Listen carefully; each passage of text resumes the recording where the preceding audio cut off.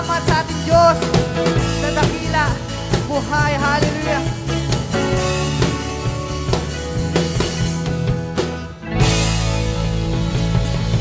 Ano po tayo po umindak at sumayaw sa ating Panginoon. Yes, Lord!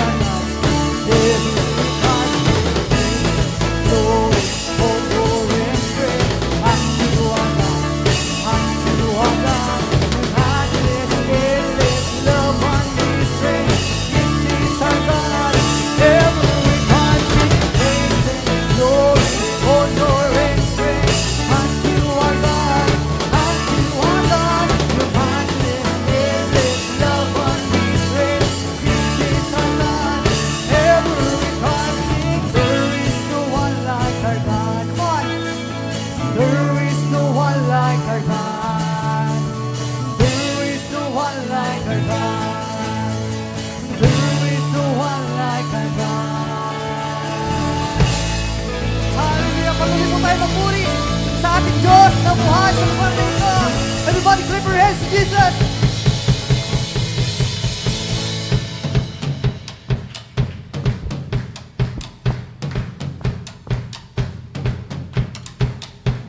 And everything that is breath, praise the Lord, praise the Lord, and everything that is breath, praise the Lord, praise the Lord. Sing the valley, praise the mountain.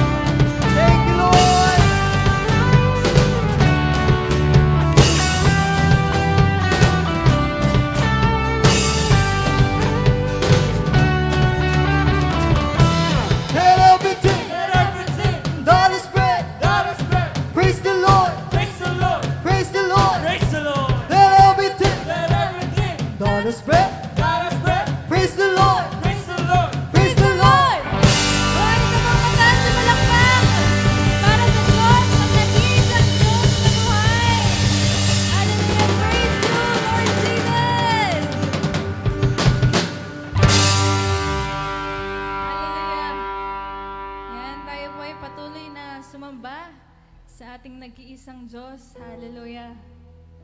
Thank you, Lord. Thank you, Jesus. Mga natin pong purihin ng ating Diyos. We love you, Lord Jesus. Thank you, Holy Spirit. Lord, salamat po sa joy, Panginoon, sa puso ng bawat isa sa amin dito. And right now, Lord, Ikaw ay aming gustong purihin, Panginoon, ng aming mga puso at aming mga buhay. Thank you, Lord Jesus.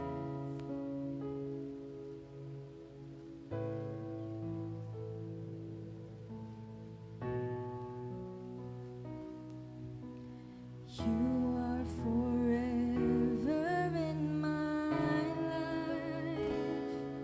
You see me through the seasons. Cover me with your hand and lead me in your righteousness.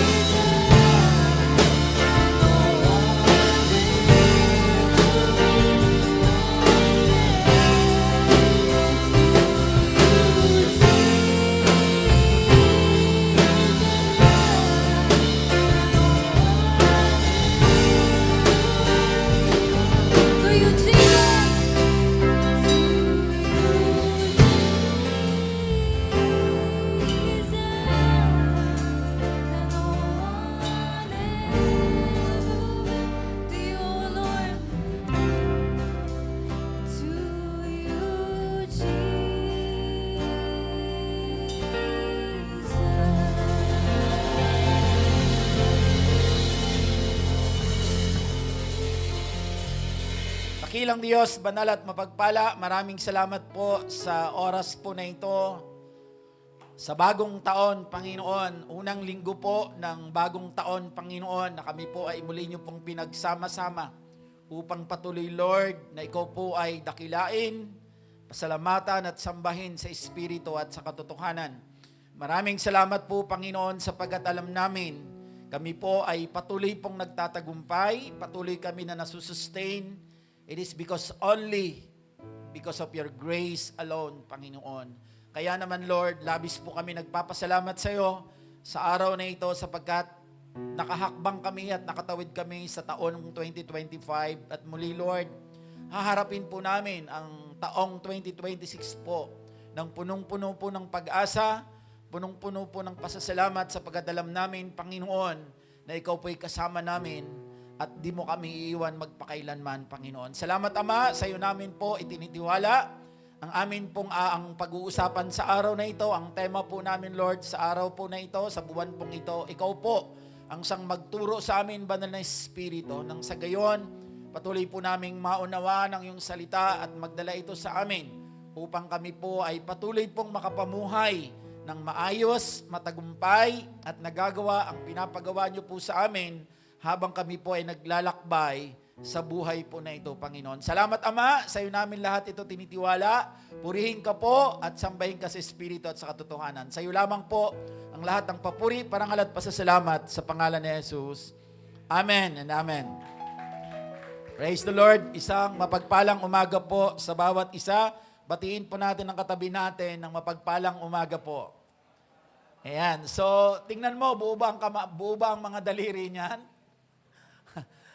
Buo. Salamat sa Diyos sapagkat tayo po ay buo po at higit sa lahat, buong buo po ang ating pagkatao because we are being sustained by our great God.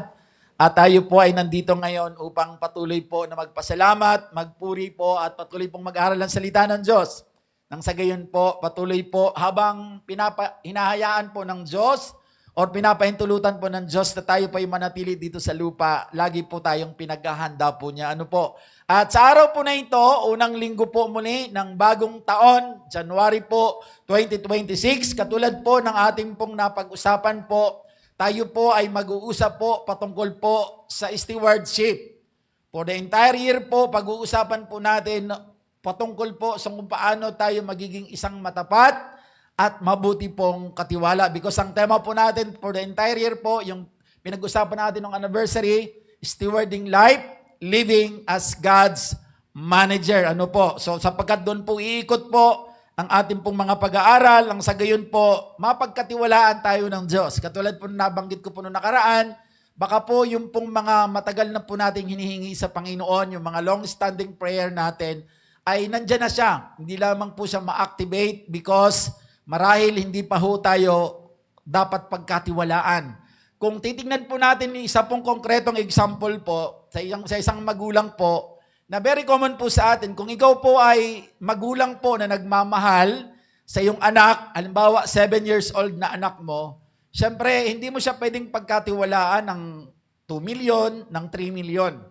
So kahit man may kakayanan kang magbigay sa kanya, kahit may kapasidad kang ibigay ito sa kanya, kahit hingin man niya to sa atin or hingin man ito sa iyo, hindi mo ito ipagkakalob sa kanya kahit mahal na mahal mo siya. Sapagkat alam mo na hindi pa siya pwedeng mapagkatiwalaan sa ganong laking halaga sapagkat siya po ay mababaw pa ang kanyang pagkaunawa patungkol po sa pamamahala po ng yaman na pinagkakatiwala sa kanya. So gayon din po siguro ang kalagayan natin, regardless po kung matagal na tayong Kristiyano. Ano po? Kasi sa pagiging Kristiyano po, sa pagiging pong mananampalataya po, hindi po tayo lumalalim sa ating pong pananampalataya sa Diyos dahil sa pagtagal na po natin na nakakilala sa Panginoon. Hindi po yun basihan, hindi po yan magiging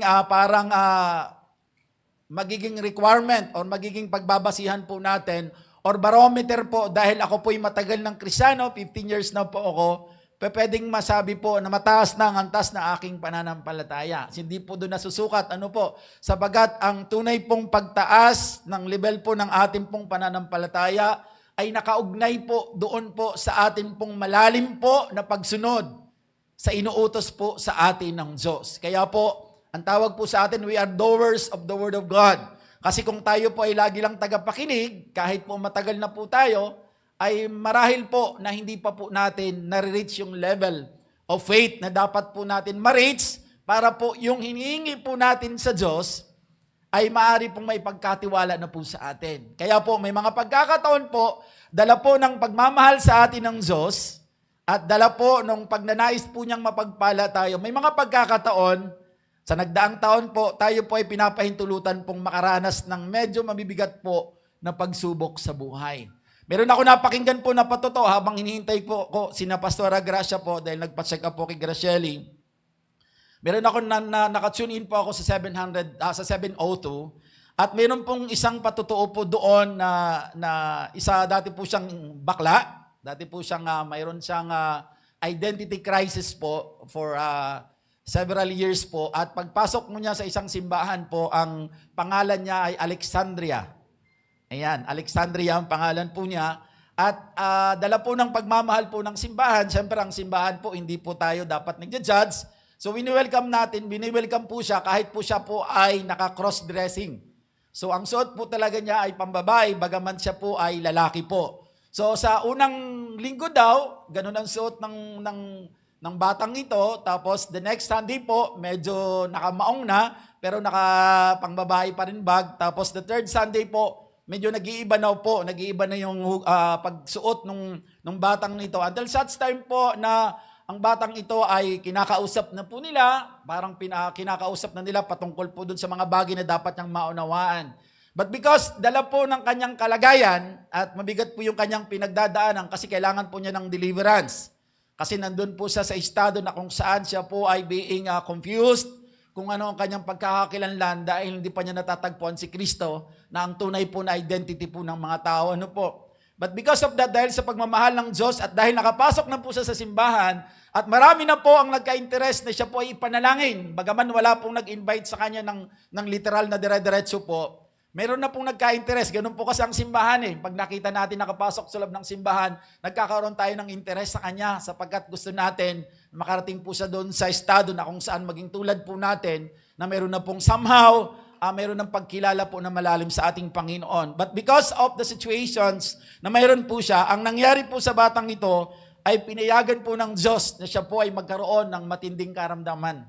Ito yung sinasabi ko po na bagaman ang Diyos ay nangungusap na po sa atin, but because tayo po ay patuloy pong pumapalag at patuloy po tayong nagbibigay po ng maraming excuses at marami po tayong mga pamamaraan para po mga alibis po para hindi natin matunghayan because gawa po ng kawayan sa isip natin.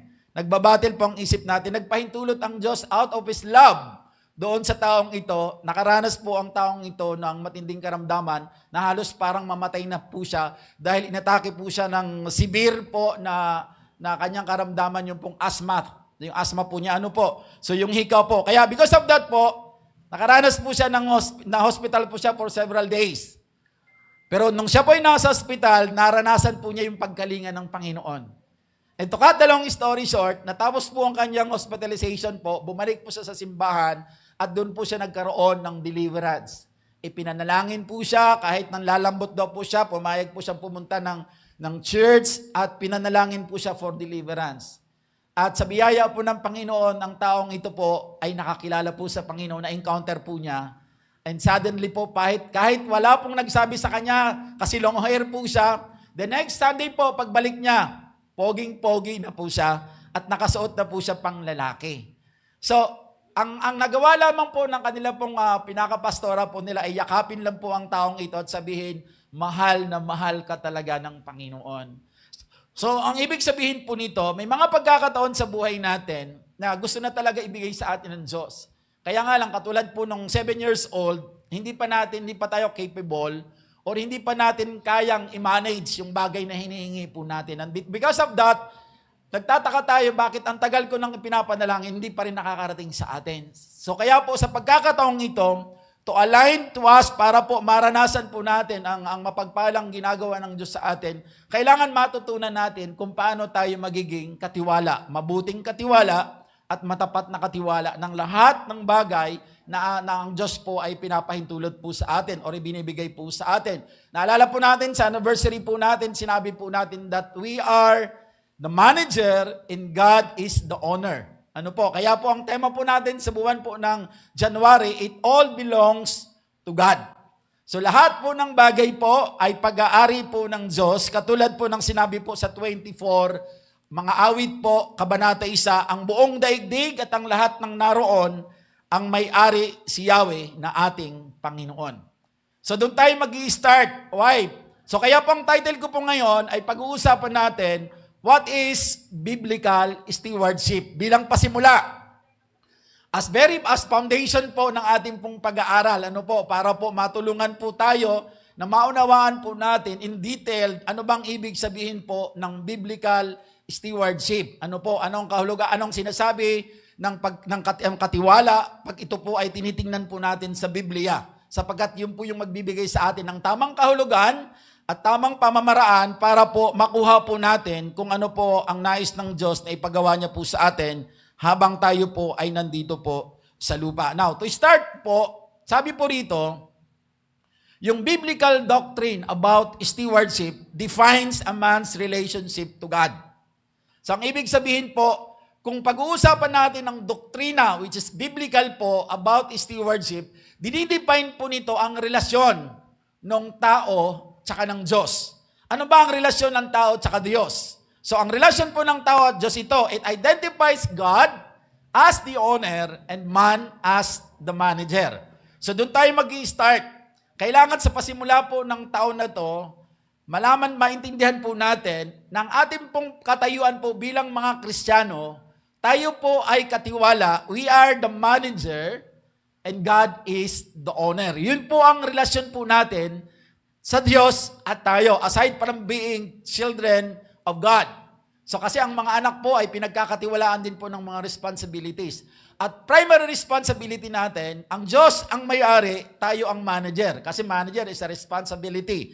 So ang ibig sabihin, responsibility po. And sabi pa po rito, God makes man, his co-workers, and administering all aspects of our life.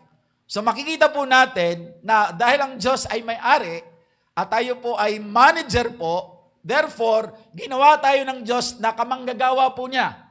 Sabi po na Apostle Paul, kamanggagawa po niya tayo para saan? To administer. Administration po. Kaya po ang pagkatawag sa atin is leadership. Hindi tayo basta lang tagasunod. Leader of leaders po tayo. But of course, dadaan tayo sa process ng pagiging tagasunod. Kasi mahirap po maging leader ang isang tao na hindi po naranasan maging mabuting tagasunod. Dahil mag-i-struggle ka pag ikaw po ay naging leader na. So tayo po ay co-workers, administering po lahat po ng aspeto po ng buhay po na mayroon tayo. Not only the financial matter. Ano po? Kasi pag pinag-uusapan po kasi ang stewardship, lagi natin naiisip po yung pera. So hindi po lamang about pera, about everything po. Now, in essence po, pag tinuloy po natin, ito yon. In essence po, stewardship defines our purpose in this world as assigned to us by God Himself. So, yun yung konsepto po, no? Dahil ang konsepto po ng pagiging katiwala, ang Diyos ang may-ari, tayo po yung mga manager. So, in essence po, yung pagiging katiwala, dinidefine po nito kung ano ang purpose natin dito sa mundo na inassign po sa atin ng Diyos. Dahil manager ka nga eh. So, mayroon pong assignment na binigay sa iyo ang Diyos. At ano tong assignment na to na binigay sa atin ng Diyos bilang mga katiwala or manager po ng lahat po ng pinagkakatiwala sa atin ng Panginoon. It is our divinely given opportunity to join with God in His worldwide and eternal redemptive movement.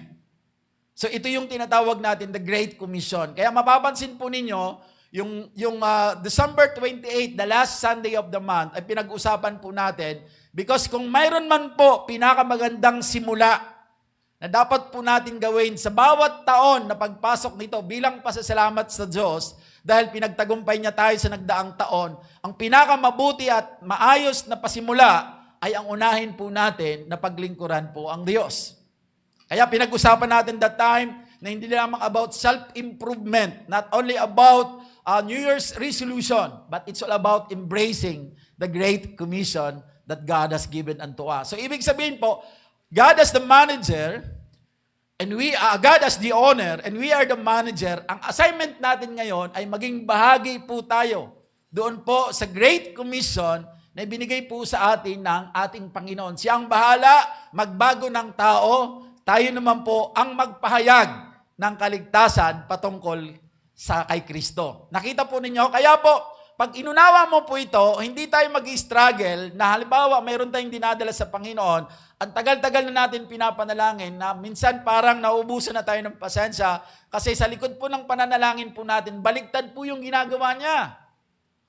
So kung naiintindihan mo yung konsepto ng pagkatawag sa iyo na hindi ikaw ang magbabago ng tao, kundi ang trabaho mo lang ay ipanalangin siya, ipahayag sa kanya ang kaligtasan, ituro sa kanya ang lahat ng itinuro sa iyo ng Diyos, through the leaders, through the Word of God na binabasa mo, maintindihan mo yung konteksto ng pagkatawag sa iyo. And because of that, hindi ka mag-struggle, hindi ka mababurnout, hindi mo bibitawan yung mga tao na yan na pinapanalangin mo because ang labanan, ang konsepto po, ang Diyos ang may-ari, bilang may-ari, siya po yung gagawa ng lahat para mabago po ang gusto niyang mabago. At ikaw naman, bilang manager, ilagawin mo lang kung anong inuutos niya para sa iyo. So ganun po yon. And because of that, ini-embrace natin ang Great Commission. Ang pinakamagandang simula, sabi nga, kung gusto natin maging matagumpay ang taon natin, we have to start the New Year's right. And to start the New Year's right is that to embrace what God has been called unto us. And that is to go and make disciple. Ibig sabihin po, dahil tayo po yung mga Kristiyano na po, instinct na po, or bahagi na po ng buhay natin, saan man po tayo naroroon, ano man po pinagkakaabala natin, bahagi po ng responsibility natin as steward, as manager, ay ang patuloy pong mag-akay ng kaluluwa pabalik sa Panginoon.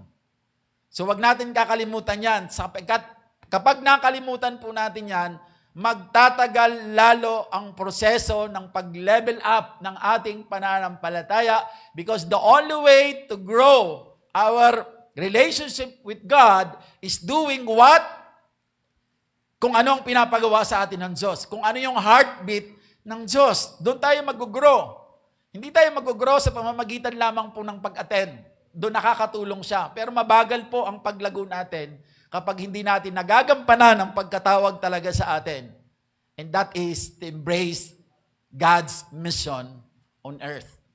So yun po yun. Pag tayo'y na-embrace po natin yan, makikita natin ang bilis ng paglago natin. But because dahil po ikaw pa'y lumalagaw na spiritually, nagiging mabuti at matapat ka ng katiwala, yung mga bagay na hinihiling mo, I do believe with all my heart na ito po ay ipagkakaloob sa iyo ng Diyos kasi napagkakatiwalaan ka na sa bagay po na yun. Hanggat hindi tayo napagkakatiwalaan sa ganung bagay, mahihirapan ho tayo at patuloy po tayo maghahanap ng mga kasagutan sa tanong na matagal na dapat may sagot, kaya lang hindi natin siya tinatanggap na tayo po ay kamanggagawa po ng Panginoon.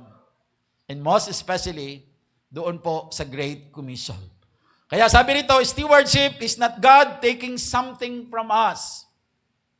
So hindi kinukuha ng Diyos kung anong nasa sa atin. It is His method of bestowing His richest gifts upon His people. Proseso, pamamaraan, para po maipagkatiwala niya sa atin ang mga bagay na dapat maipagkatiwala sa atin. So nakikita niyo, makita pag tayo po ay napagkakatiwalaan talaga, at nahuhubog po ang pagkatao natin bilang kamanggagawa ng Panginoon at napagkakatiwalaan tayo, paraan to ng Diyos, dinidevelop tayo para mas lalo niyang may pagkatiwala sa atin yung mga bagay na matagal na po natin hinihiling sa Kanya.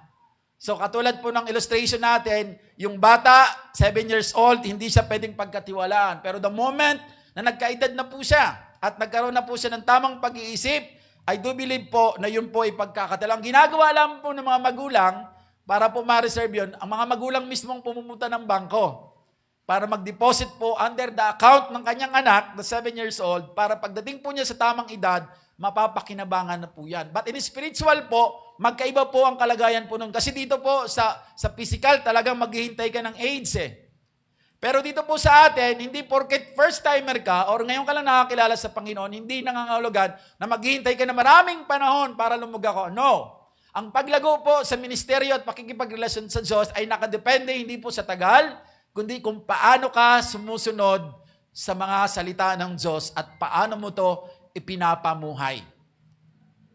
Doon po tayo nagiging maayos po. Kaya po, makikita po natin, dito po sabi rito, method to at proseso po ng ating Panginoon. Lagi po natin tatandaan, sa simula pa lamang po, in the beginning po, God entrusted His creation into humanity.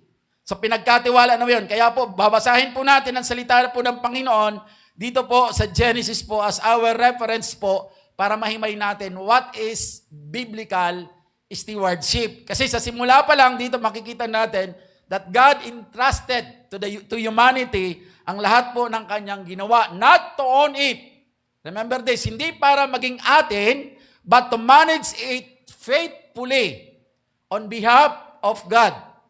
To manage it faithfully on behalf of God as a gift upon His people. So, ganun po yon. So, yun po, titignan po natin ang basis po natin. Sa Genesis chapter 1, 26 to 28 po, at babasahin ko po sa New King James Version po. Sabi rito, then God said, let us make man in our image according to our likeness. Let them have dominion, look at the word dominion, over the fish of the sea, over the birds of the air, and over the cattle, over all the earth, and over every creeping thing that creeps on the earth. So God created man in His own image. In the image of God, He created him. Male and female, He created them. Then God blessed them. And God said to them, be fruitful and multiply. Fill the earth and subdue it. Have dominion, the word again, dominion. Have dominion over the fish of the sea, over the birds of the air, and over every living thing that moves on the earth.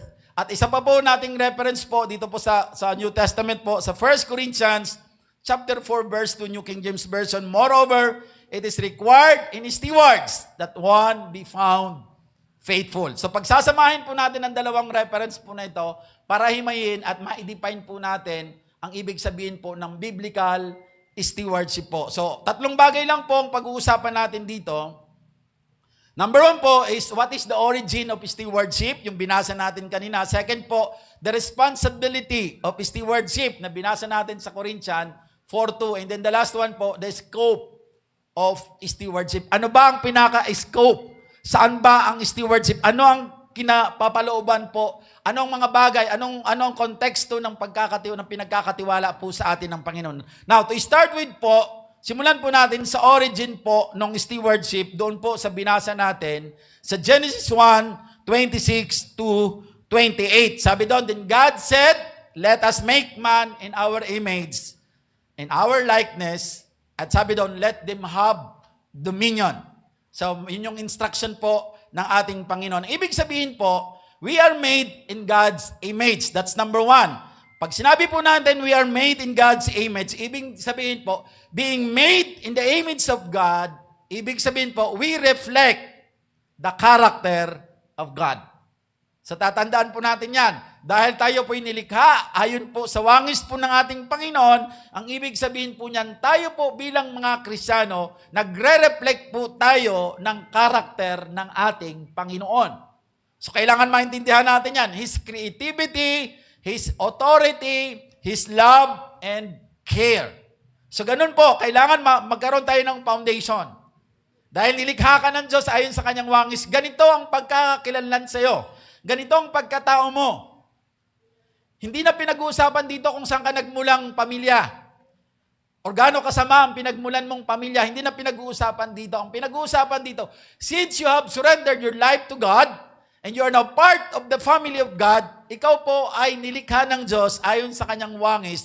Therefore, ang reflection mo ngayon is yung pong karakter po ng ating Panginoon. Yung pagiging creative po niya, yung pagiging pong mapagmahal po niya, yung pag-aalaga po niya. Even po, the authority. Ibig sabihin po ng authority, hindi ito pagiging prideful. Pag sinabi natin authority, na hindi ka kayang daigin ng kahit anumang challenges dito sa mundo. Because you have dominion. Hindi ka lang pinalaya, kundi binigyan ka pa ng Diyos ng dominion. When we say dominion, ibig sabihin makapangyarihan. You take over. nagtitake over ka po. Ang ibig sabihin po, bilang ang Diyos po ay creator po natin, we are His representatives here on earth. At nawa, wag tayong maging tulad po ng representative po na napapakinggan po natin ngayon sa Pilipinas, the House of Representatives. Tama, naway tayo po yung mga tunay pong mga representative ng Panginoon, the mouthpiece of God, the administrator ng mga resources po ng ating Panginoon at mga stewards po. Ibig sabihin po, hindi lamang po tayo mag-rule over ourselves, hindi lang po natin i-rule ang ating sarili, but to govern creation in God's way, in God's glory. So nakita niyo yung pagkatawag sa atin, hindi lang ang sarili natin ang patatakbuhin natin, kundi i-govern po natin yung creation that God made for God's way, in God's way, and for God's glory. Kaya po ang pagkatawag sa iyo, regardless kung anong pinagmulan mong pamilya, ikaw po ay tinawag bilang maging isang leader. Kasi nakakilala ka sa Panginoon, I'm talking with the Christian people. So ganun ang katayuan natin. Kaya mayroon tayong confidence. Mayroon tayong lakas ng loob because ang pagkatawag pala sa akin ay maging katiwala sa lahat to govern. Lahat po ng mayroon po binigay ang Diyos sa akin sa pamamaraan ng Diyos at para sa kanyang kaluwalhatian. So pag naintindihan mo po yon, hindi ka po magkakaroon ng self-pity. Hindi ka po magkakaroon ng parang lagi kang nagmumukmok. Magkakaroon ka ng kumpiyansa. Hanapin mo yung tunay mong pagkatao ayon sa pagkatawag sa iyo ng Panginoon. Magkakaroon ka ng malawak na pangarap sa buhay sapagkat ganito pala ang kalagayan ko. Hindi pa akala ako simpleng tao. Anak ako ng Diyos. Therefore, pinagkatiwala sa akin ng Diyos ang bagay na para sa akin. And secondly po, sabi dito, God gave humanity dominion. Pag sinabi natin dominion, it doesn't mean domination. Kasi pag pinag-usapan natin ang dominion, ang susunod po niyan, dinodominate natin. No. Pag sinabi natin dominion, ibig sabihin po ng dominion dito o sa binasa natin, it means responsibility. It's not about the power, it's not about the authority, but it's about the responsibility. Pag pinag-uusapan po yung dominion na sinabi po ng Panginoon as He command. So lagi po natin tatandaan yun kasi nababaliktad po eh. Pag tayo po yung nasa authority, gusto natin puro authority. We want to dominate everything. Pag hindi po nakakadaan sa atin, sumasama ang loob natin, nagagalit po tayo because tayo yung dapat mag-dominate as the leader. Magaraming ganong challenges kahit po sa pagpapastor po. Halimbawa, pag ikaw po yung senior pastor at may mga masisipag ka pong mga leaders po, may mga pagkakataon, may mga activities silang ginagawa na minsan hindi nakakadaan sa iyo. Pag medyo insecure kang leader, magagalit ka. Pero pag hindi ka insecure, ma-appreciate mo yung ginagawa nila, pero pag may mali silang ginagawa, kakausapin mo sila to remind them about the system. Para hindi sila ma-discourage. Pero di ba, makikita natin, may mga karanasan po tayo. Pag medyo insecure po ang leader po natin, ang nangyayari po, instead po ni-appreciate yung mga paghihirap natin, bagaman may mali tayong paraan na ginamit, or paraan at hindi tayo nakapagpaalam, minsan pagagalitan tayo ng sobra, parang nakapatay ka na.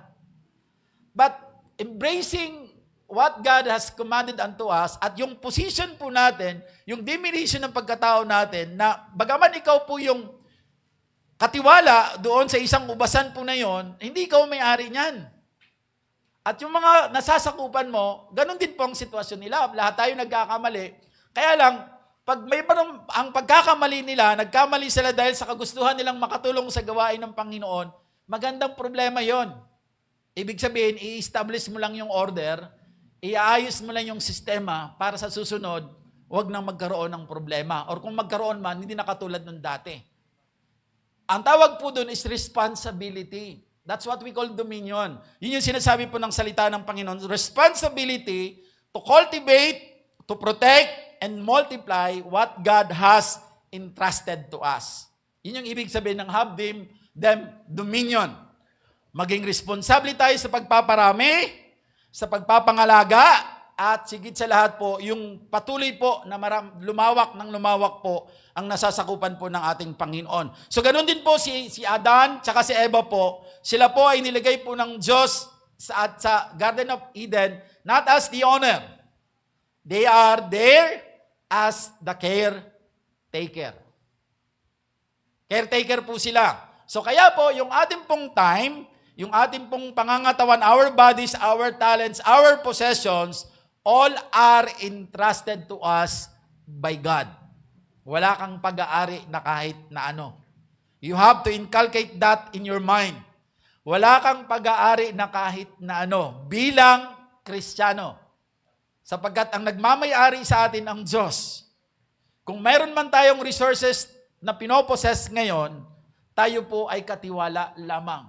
So kailangan maging mindful tayo doon. Kasi pag naintindihan po natin yung konteksto po na yun po yung magdadala po sa atin para mapagyaman po natin at mabigyan po natin ng value.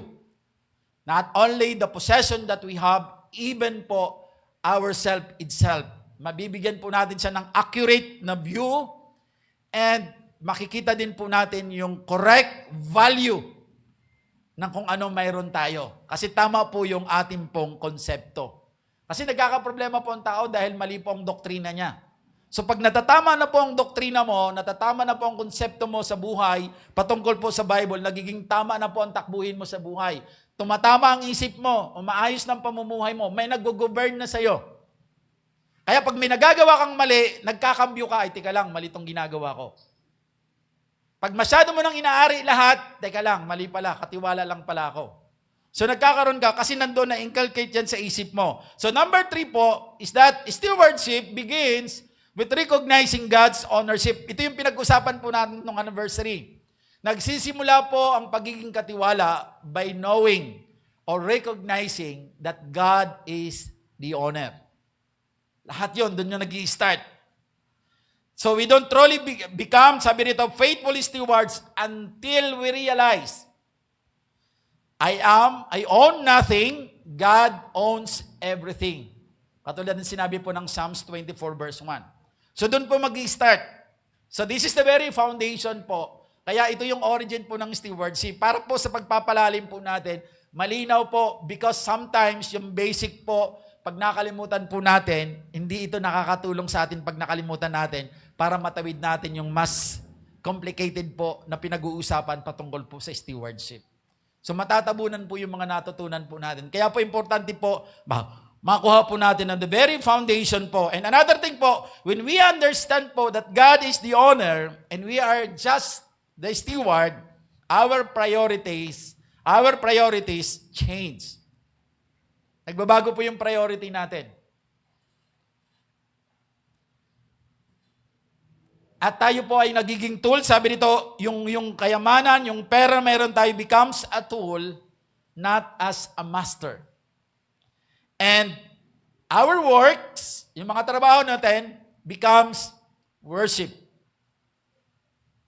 Ibig sabihin po, saan ka man nagtatrabaho, yun ay pagsamba mo sa Diyos. Na parang ang pinaglilingkuran mo ay hindi tao, kundi naglilingkod ka sa Diyos. Imagine mo po, kung lahat po ng Kristiyano, imagine niyo ang magiging impact nito. Kung lahat tayong Kristiyano na nagtatrabaho at nangangamuhan, ganun po ang ating pong konsepto ng pagtatrabaho, na we are working not para po sa mga boss natin, but we are working as our worship to God. Ako po'y naniniwala na magiging productive at maganda po ang magiging kalalabasan ng lahat ng kumpanyang napapasukan natin. At sa ayaw natin sa gusto, hindi maiiwasan na lalabas ang pagiging or ma-recognize ang kaibahan po natin, mga Kristiyano, doon sa mga tao na hindi pa po nakakilala sa Panginoon. Not to compare para po makita na magaling tayo, para magkaroon tayo ng impact sa kanila, para sila man po ay madala po natin sa ganung paniniwala. So nakikita po ninyo yung impact po kapag tayo po ay maging mindful po sa pagiging steward po natin, na yung ating trabaho ay biyaya ng Diyos. Maliit man ang sahod mo, it doesn't matter. Kasi ang Diyos, pinanalangin mo yan eh. At ito yung binigay sa iyo ng Diyos. Then, gawin mo yan bilang pagsamba sa Diyos. At kung hindi ka nararapat dyan sa mga pagsisikap mo bilang pagsamba mo sa Diyos, ang Diyos mismo ang mag-elevate sa'yo. At dadalhin ka kung saan ka nararapat. Pero saan ka man mapuntang pagtatrabaho, ang prinsipyo mo, ang konsepto mo ng pagtatrabaho ay pagsamba sa Diyos. Amen?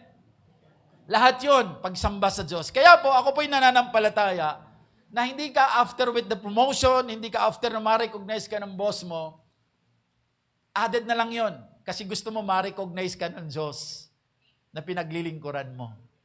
Amen? So ganun po yung ating pong gustong mangganap bilang mga katiwala po ng ating Panginoon. So nangyayari po, yung creation becomes a sacred trust. Yung nilikha po ng Diyos, not our resources to explicit.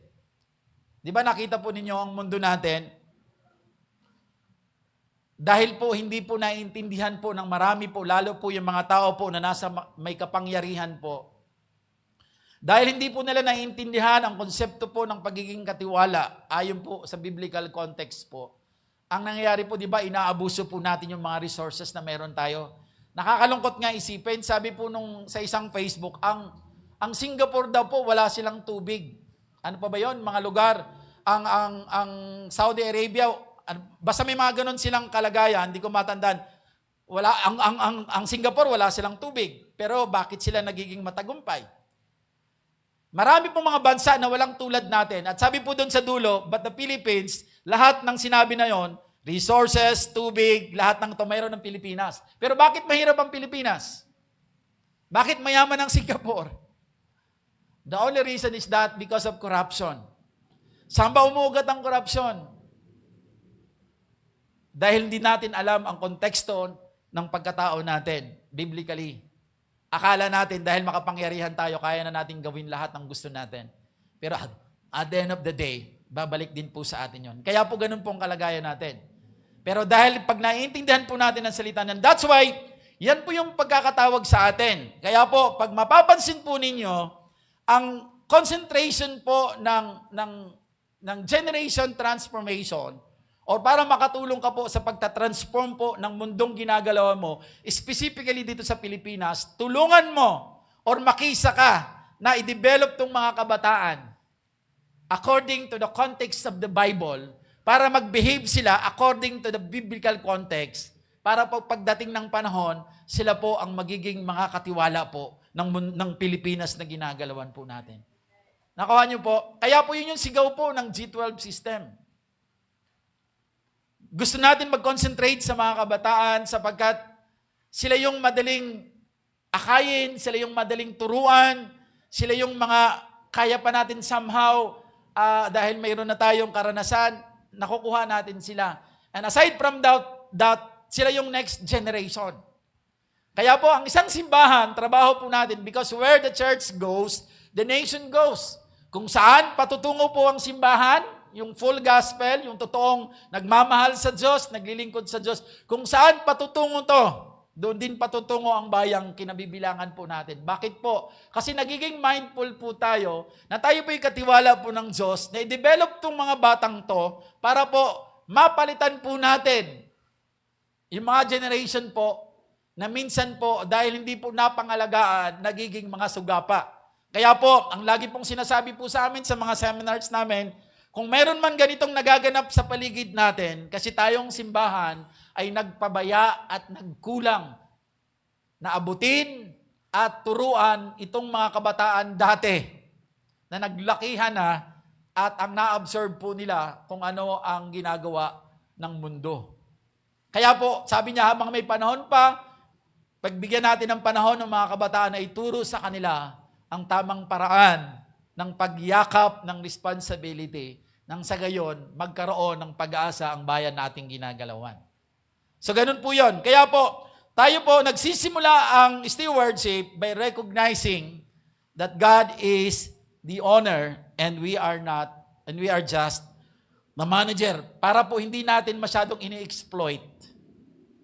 Imaginin po ninyo, kung makapangyarihan ka at may mga tauhan ka, pero ang pagkakaunawa mo ng kapangyarihan mayroon ka ay pagkatiwala sa iyo ng Diyos, hindi mo i-exploit yung mga mahihirap. Hindi mo sasamantalahin yung kawalan nila.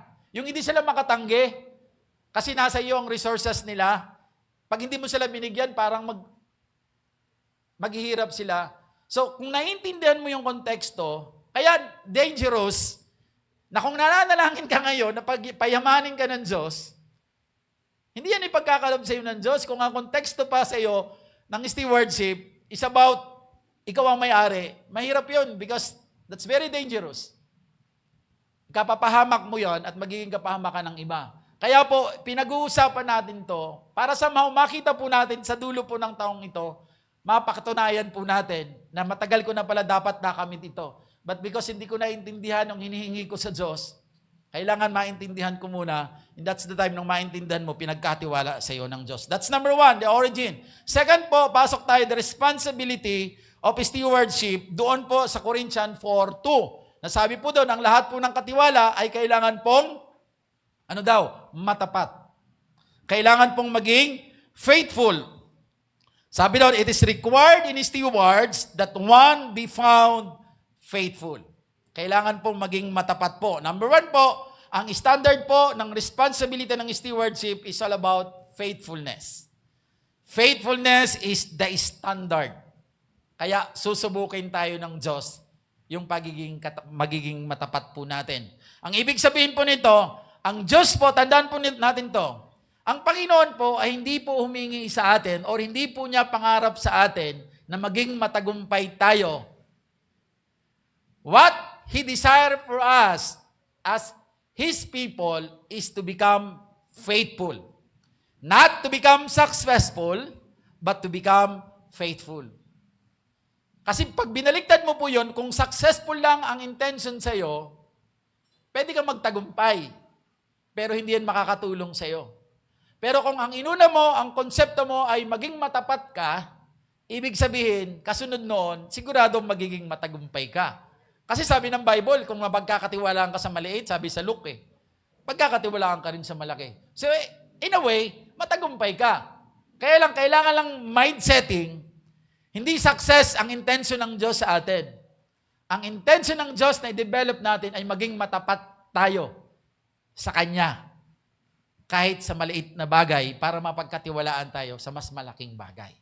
So it's not about success. It's about faithfulness. That's why being steward, faithfulness is the standard. Yun po yung hiningi sa atin natin. Faithful in what? Maging matapat sa lahat. Sa ano? With whatever He placed in our hands. And whether great or small. Anong mayroon ka ngayon?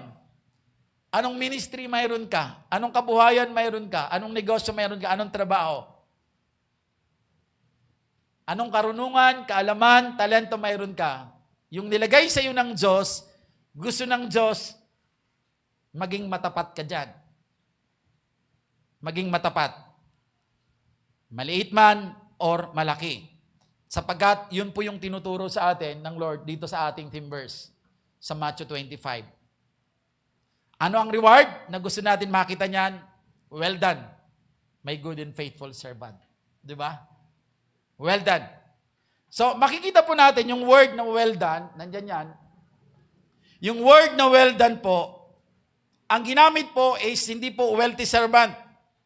Ang ginamit po, well done, not wealthy servant. Ang ibig sabihin po niyan, hindi ka lang influential or pwedeng sabihin influential servant. Pag sinabi well done, ang ibig sabihin, you are faithful servant. Kaya yun yung gusto natin marinig. Now, kung gusto natin marinig yan, ngayon pa lang i-process na natin yung pagiging matapat. Ano bang pinagkatiwala sa iyo ng Diyos? Maging matapat ka dyan. Pag-igihin mo. Ang Diyos na nakakita ng lahat ng bagay na ginagawa mo, ang siyang magpapala sa iyo. Hindi man ito makita ng mga taong pinaglilingkuran mo ng katapatan, ng may katapatan, ang Diyos, dahil lingkod ka niya, anak ka niya, nananampalataya po ako na makikita niya lahat yan, sapagkat walang hayag sa Diyos. Amen po. Palakpakan natin ang Panginoon. And then number 2, faithfulness is tested in the small things. Oo naman. Sa maliit na bagay tayo munang sinusubok ng Panginoon. Sabi rito, sometimes we think stewardship only applies to big responsibilities. Ganon di ba ang konsepto natin? Pag malaking responsibility about money, about leadership, about property. Pero po, yung pong faithfulness, nagsisimula po siya sa maliit na bagay. Ano tong mga small things na to? Ang small things is about how we use our time. Di ba maliit na bagay sa tingin natin? Paano natin ginagamit ang oras na binigay sa atin ng Diyos? So try to assess. We have 24 hours in one day. Paano mo ginagamit yan? So that's number one. Another thing po, maliit na bagay na yung faithfulness ay sinusubok sa atin ng paano natin tinatrato yung ibang tao. That's another testing. Dahil ba maliit sila, inaapi natin sila? Dahil malaki ba, dahil ba mayaman sila, ginagawa natin silang amo? Ganun ba ang trato natin? O pantay-pantay tayo? So, that's the testing. Kasi ganun ang tao. Pag mahirap ka, very common, di ba? Pumunta ka nga lang ng hospital eh. Pag alam mo wala kang pera eh, hindi ka papansinin eh. Kahit may batas na bawal yon. Pero kailangan mo pa i-stress out yung batas na yon, eh paano kung di mo alam? Di ba? Ganun kagulo ang mundo na ginagalawan po natin. That's why we are raising up leaders na maintindihan yung konteksto ng pagiging katiwala ng Diyos. So paano natin tinatrato? Pag mayaman, maganda yung kanyang dadaanan. Ganun po ang doon tayo tinetest ng Lord. Another testing po sa little things, how we care of our environment. Paano natin inaalagaan yung mga maliliit na bagay. And then the last thing po, how we serve in the church. Paano tayo naglilingkod sa simbahang pinagkatiwala sa atin ng Diyos. Tinitest tayo ng Lord dito. Sabi ng Luke 6:10 verse 10, hindi ko po na nilagay dyan, whoever can be trusted with very little can also be trusted with much. Ito yung lagi kong sinasabi. Ang mapagkatiwalaan sa maliit ay mapagkakatiwalaan po sa malaki. And then faithfulness is rewarded. Ang reward po, when we live as faithful stewards, God delights in us. Napapasaya po natin ang Diyos. Could you imagine kapag napasaya mo ang Diyos? Imposibleng hindi ka niya mapagpala. Ibig sabihin po, one day, sa process po na pinagdadaan natin, sabi doon, magtatayo tayo, lahat tayo. Tatayo tayo sa harapan ng Diyos and we will give account doon po sa mga pinagkatiwala niya sa atin. Haharap tayo not to be condemned bilang mga anak, but to be rewarded of our obedience. Kasi hindi na tayo dadaan sa judgment bilang mga totoong nakakilala sa Panginoon. Haharap man tayo sa Panginoon, hindi para i-condemn, kundi bigyan tayo ng reward. Out of our obedience sa inutos po niya sa atin. At ang isang faithful steward po, ang maririnig po niya, well done, my good and faithful servant. Amen po? So yun po yun. So tatlong bagay. And then the last one po, the scope of stewardship, ito po yun. Biblical stewardship covers every area of life, not only money. So, alimbawa, ang binanggit ko kanina, time. Do we use our days for God's purposes? O naubos ang oras mo sa paglalaro lang sa cellphone mo? So, this time, as process po, sama-sama po tayo, na inaalam at inuunawa ang pagiging katiwala. Lahat tayo marahil, sablay tayo sa oras na to. But the reason why God reminded us today, para po this year, nawa, yung ine-expect natin last year, ay mangyari po sa taong ito because binago na natin ang pamamaraan na ginagawa po natin. Nagiging mindful, nagiging aware tayo kung saan natin ginagamit yung oras natin. Second po, our talents. Are we using our gifts to build this kingdom o to build your own kingdom? Magkaiba po yun. So to build the kingdom of God. So katiwala ka ng talent, wag mong sarilinin yan. Gamitin mo yan to reach out, most especially the young people. Ganun po. Another thing, the scope. Treasure. Are we generous and obedient and giving? O generous lang tayo sa salita. Lord, pag dumating po yung ganito ko, magbibigay po ako sa inyo ng ganito. Bibigay po ako ng first fruit, Lord. Pero nung dumating, nakalimutan na yung sinabi niya. Easier said than done. Pero may effect po yun sa ating pagkatao at bilang Kristiyano. So kaya po, paano natin pinanghahawakan yung mga treasures? Are we generous? Are we obedient in giving? And the next one po is this. Creation. Do we care for the world God made? Pinapangalagaan ba natin? Nagkakaroon ba tayo ng participation? And then the last one po, yung katotohanan. Are we living and sharing the gospel faithfully? Ito kasi yung magbabago ng tao. Are we faithful steward in sharing the truth of God? O ang sinishare lang natin yung yung mapapamper ng tao. Kaya po ang isang simbahan, kapag ang pinag-uusapan lang po, patungkol lang po sa financial gain, patungkol lang po sa mga tagumpay, patungkol lamang po dun sa mga yung magandang pakinggan about motivation, may problema po dun sa mga teachings po na yon. Because the real life is not about tagumpay. Ang totoong buhay po, Kristiyano, ay pasunuran. Kaya pag hindi ka sumusunod, talagang masasaktan ka. At pagpapaalala sa mga bagay na ginagawa dapat natin bilang mga Kristiyano. Kaya puro tayo paalala. Masakit man sa pandinig po natin, but that's the reality. Yun yung sinasabi po ng Biblia, lalo na po yung Great Commission. Siguro naiirita na kayo. Na parang inuobliga kayo. And that's what the Word of God is saying. Trabaho at responsibilidad po natin nung tayo po ay maging pamilya ng Diyos na mag-akay din po ng mga taong tulad natin dati na hindi nakakilala sa Panginoon na maibalik sa Kanya. That's our primary responsibility as the steward of life that God has given unto us. So yung truth, nabubuhay ba tayo at sinishare ba natin yung gospel ng Lord faithfully? So everything we have, everything we are, is on loan from God. Utang yan mula sa Diyos. At di ho natin kayang bayaran yan. Pero sa kabutihan po ng Diyos, pag nagagampanan natin ng maayos yung mga pinahiram niya sa atin, na ititreasure natin ng maigi, nagiging matapat po tayo, ang Diyos po ay masagana pong nagpapala sa atin. Mas higit pa niya tayong pinagkakatiwalaan sa mas malaking bagay. Kaya po ang sagot po doon sa mga panalangin po natin, personally po or sa corporately, na maparami tayo, ang tugon, simulan mo na ngayon maging matapat, nakatiwala ng Diyos sa katotohanan about the gospel of God. Maging matapat ka doon. At ipagkakatiwala niya sa iyo ang mas maraming cell group members.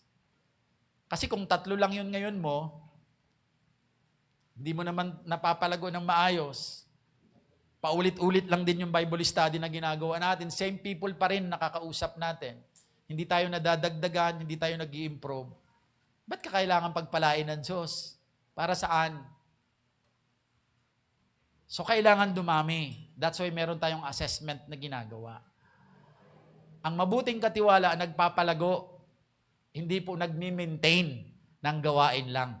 Remember this.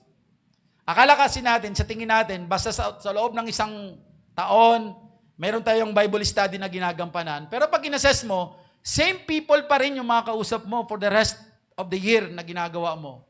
So try to evaluate yourself. I am doing faithfully? I'm a good steward? Hindi. Kasi ang totoong katiwala, pinapalago. Multiply, sabi ng Lord. Be fruitful and multiply. Kaya po ang trabaho natin, tama po yun na mayroon tayong mini-maintain. Pero habang nagmi-maintain tayo, nangangarap din natin palaguin sila.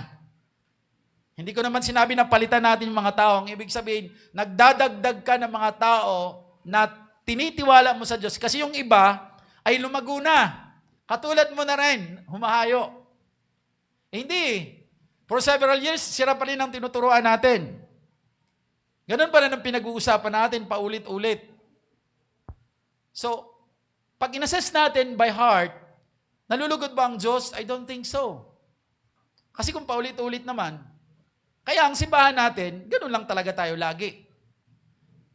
Pero kapag naintindihan natin ang konsepto po ng steward, most especially about the truth, na kailangan dumadami, lumalago, magkakaroon po tayo ng motivation. A right motivation, mag-a-assess tayo. Tuturuan natin, magkakaroon tayo ng pangarap sa bawat miyembro ng cell group natin. Ikaw, I pray for you na masi dun sa sistema natin, in 6 months, meron ka ng sarili mong cell group. May pangarap ka na sa kanila. At yung pangarap mo para sa kanila, sinasabi mo to sa kanila. Kaya para maging pangarap na nila. Kasi minsan ang tao po, pagdating sa spiritual, wala silang pangarap, lalo pag bago. Tayo ang naglalagay ng pangarap sa kanila. Do, galing sa Panginoon yon, ginagamit tayo. Kasi ang Diyos ang naglalagay ng pangarap sa atin eh. Ginagamit tayo ng Diyos para ilagay sa kanila. So pag nangarap po yon, may proseso tayo, nagtuturo tayo, eventually po, yung mga potentials na mayroon tayo, na ma-maximize po natin yung talent na yan, kasi napaparami natin. So imaginein po natin yan na magiging impact niyan at the end of this year. So this time po, maging matapat po tayo in a right context and right definition and concept na yes, nagba-Bible study tayo, pero hindi siya mananatiling Bible study lang with same people. Kundi magta-transition siya. Yung mga tao na yon lalago, madadagdagan ng mga bago, palalaguin, hanggang yung mga tao na yon ay maging tulad din po natin. Amen po. So palakpakan natin ng Panginoon. And as a conclusion po, tapos na po ako. And as a conclusion po, sabi po rito, biblical stewardship is not about money, it's about lordship. Small letter L. Iba kasi yung capital L. Sa Panginoon lang yon. Ibig sabihin, pinagkatiwala sa atin ng Diyos na pamahalaan. Kaya small letter L. It's not about money, but it's about lordship. Sa lahat na kung anong mayroon tayo. And another thing, it's about recognizing that God owns everything and we are His managers. That's biblical stewardship. And then another thing, sa Genesis po, 1:26 to 28, reminds us of our original calling to rule and care for creation under God's authority. And it's sa 1 Corinthians po, binasa natin, reminds us that faithfulness is what God requires. So that's the very foundation of biblical stewardship. We are not the owner, God is the owner. It's not about the money, it's about lordship, small letter L. So yun po yung trabaho po natin. Everything we have, lahat po yan. Kaya ang tanong po ngayon ganito, hindi na po yung what do I own? Ang tanong ngayon is, what am I doing with what God's own? Or what God owns? Buhay mo. Ano ba ang ginagawa ko sa buhay ko? Ano ba ang ginagawa ko doon sa negosyong akala ko akin? At lagi natin tatandaan, magkaiba po yung pronouncement na bibigkasin natin na I am not the owner of this company that I have. God is the owner. Dapat mag-reflect ito sa ginagawa natin as we handle that kind of business. It's not about pronouncement. It's about the actual application. Mas masarap kasi pakinggan na sasabihin natin, hindi ako may-ari nito, ang Diyos ang may-ari nito. Kung nakikita ito sa pang-araw-araw na ginagawa natin pagmamanage. Kasi pag wala, masakit sa tainga. Hindi maganda ang sound. Na sinasabi natin, we are not the owner, but in reality, inaangkin natin atin. Hindi tayo open sa mga pagbabago. Ang isa pong manager, open lahat sa mga transition. Lalo na pag ang may-ari ang nag-utos na, ayoko ng ganyang proseso mo, ito na ang gawin mo. Eh hindi ka sanay sa ganon, magre-resign ka. Tama? Pero dahil naintindihan mo, kahit hindi mo nasabihin, nararamdaman ng mga taong nakapaligid sa inyo. Kaya, Not what do I own, but what I am doing with what God owns. Yun po yung tanong natin ngayon. Para sa gayon po, ako po nananampalataya, hindi lang sa simula ng taon na to. Kung yayakapin po natin ito at iintindihin, dahil ito lahat ang pag-uusapan natin, intentionally, throughout the year, naniniwala po ako, marami pong mga patotoo, tayong ipapatotoo, na hindi po paulit-ulit na sasabihin natin, salamat sa Diyos dahil buhay pa ako ngayon. Salamat sa Diyos, may pagkain kami kanina. Yun yung mga testimony natin. Paulit-ulit, di ba? Hindi naman masama po yun doon. Pero ibig sabihin, parang walang pinagkaiba po yun doon sa patotoo po ng isang simbahan na lumago kami. Last year, 50 kami. Ngayon, 52 na kami. Lumago nga, pero hindi maganda pakinggan eh. Pero pag sinabi mo, 50 kami last year, ngayon 100 na kami, magandang pakinggan yun. Because significant yung amount or yung number with quality. So yun po yung ating pong objective ngayon for the entire year. Na magiging very significant yung impact ng mga testimonya na gagawin natin this year for God's glory. Sapagkat magiging aware tayo about the concept, about the context of our life that we are just steward and God is the owner. So pag naging mindful tayo doon, even myself, china-challenge ko rin ang sarili ko dito. Meron ako mga bagay na naisip na sa negosyong pinagkatiwala niya sa akin, sa ministry, sa lakas, sa kalusugan na meron tayo. So, by the grace of God, sa biyaya at tulong ng Diyos, nawa maging matapat tayo because ako'y nananampalataya sa dulo po nito, maganda po ang magiging patotoo ng bawat isa sa atin. So, palakpakan po natin ang Panginoon at tumayo po tayong lahat at patuloy po natin idulog sa Diyos ang buhay na ito at ang taong ito na naway matagpuan niya po tayong nagtatapat at mabuting katiwala. Hallelujah. Dakilang Diyos, pinupuri ka po namin at pinasasalamatan sa oras po nito as we start this new year, Panginoon. You have set our mind, Lord, doon sa napaka-importanting gawain, ang yakapin po namin, ang Great Commission. Ang katotohanan na inihayag niyo po sa amin, na nais niyo pong baguhin ang kalagayan ng mga tao at kami po ang gagamitin po ninyo para dalhin po sila sa paglilingkod sa iyo. Nawa, Lord, tunay po kaming maging matapat, maging mabuting katiwala sa katotohanan pong ito. Nang sa gayon, Panginoon, marami pong tao ang tunay pong magkaroon ng liwanag na nagmumula sa iyo, kapayapaan, ang kapayapaan na hindi malirik ng isipan ng tao. Kaya Lord, maraming salamat po. Marami pong mga confused na tao ang magkakaroon po ng stability, Panginoon, sa kanilang pag-iisip because their identity become firm identity na nagmumula po sa inyo. At kakasangkapanin niyo po ang bawat isa sa amin, Lord.